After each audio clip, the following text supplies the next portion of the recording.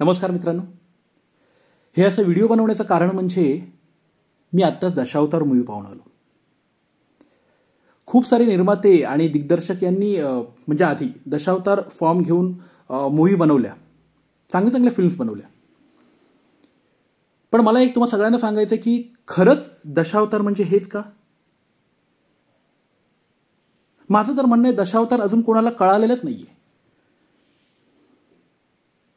म्हणजे खरंच जो दशावतार जगला, दशावतार ज्याने सोसलाय त्या नाटकात राहून, त्याला माहिती आहे की दशावतार म्हणजे काय. काय ना, जुने कलावंत होते दशावतारातले, मी पाहिलेलं माझ्या स्वतःच्या डोळ्यांनी म्हणून सांगतोय की त्यावेळी गाड्या पण नव्हत्या त्यांना. म्हणजे त्या कंपनीच्या मालकाकडे गाडी नसायची. तेव्हा असे स्वतःच्या डोक्यावर पेटी घेऊन मोठी आपल्या सामानाची, म्हणजे मी जर राजा असेल तर राजा पेटी घेऊन स्वतः पेटी जायची, त्या गावात जायचं.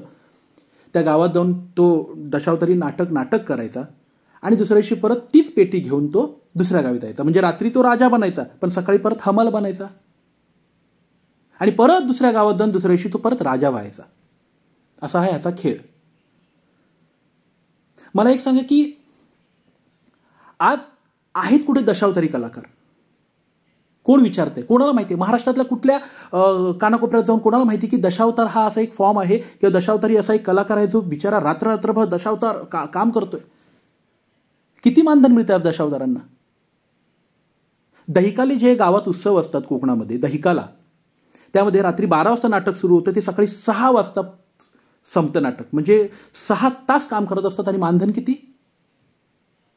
500 600. जास्तीत जास्त स्त्री कलाकार जो काम करत असेल त्याला 700 रुपये. आज 2025 ची गोष्ट करतोय मी. माझा मित्र आहे, त्याने मला, तो स्त्री पार्ट करतो, त्याने मला ही सांगितलेली गोष्ट आहे की लास्ट टू लास्ट 700 रुपये मानधन स्त्री पात्र कलाकार. काय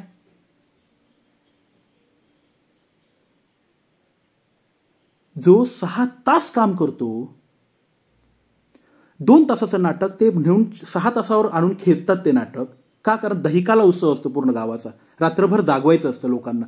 त्या 6 तासात तो आपलं माईक लांब असतात, एवढं गरम हॅलोजनचा उजेड येत असतो, गरम होत असतं, एवढा त्यांचा मेकअप असतो, स्वतःचा मेकअप स्वतः करतात, स्वतःची साडी स्वतः नेसतात. ह्या अशा कलाकाराला सकाळी नाटक झाल्यानंतर 600 रुपये किंवा 700 रुपये मिळतात. त्यामध्ये गाडी म्हणजे स्वतःचाच खर्च, घरी जाण्याचा परत, वेगळं काही नाही. कुठल्या तरी हायवेवर सोडतील, त्याच्यानंतर तिथून घरी जाण्याचा खर्च आपला. हा माझा दशावतारी कलाकार जो आहे तो काय जगतोय, काय सोसतोय, हे महाराष्ट्रातल्या कानाकोपऱ्यात कळायला नको का? फक्त दशावतार फॉर्म घेतला, कुठली तरी गोष्ट घेतली आणि आपण दाखवली, ह्याला दशावतार नाही म्हणत ना. हा तुमच्या मते म्हणत असेल, माझ्या मते नाही म्हणत.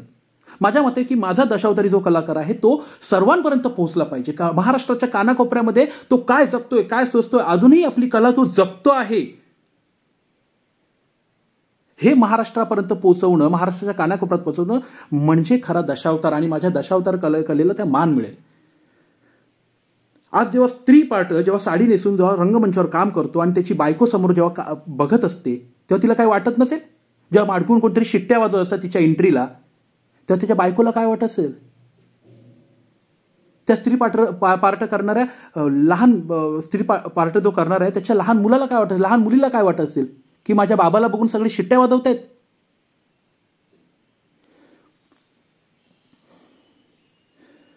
जो दशावतार खरंच जगलाय ना, ज्याने दशावतारात काम केलंय, त्या माणसाला, त्या कलाकाराला जाऊन विचारा की दशावतार म्हणजे काय.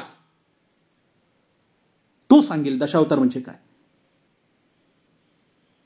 हे असं कोणालाही घेऊन, मोठमोठ्या कलाकारांना घेऊन फिल्म बनवणं म्हणजे दशावतार नाही होत ना.